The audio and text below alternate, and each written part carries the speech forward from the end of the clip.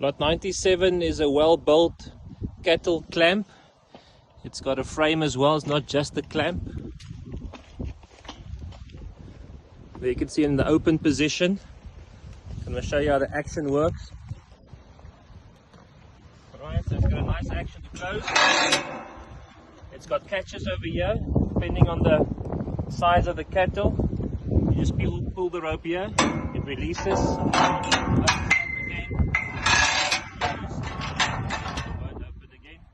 Sold as a unit. It's not cemented, we've just fixed it with some Y standards in place, because we work small cattle and smallish cattle. Right, but a good working unit.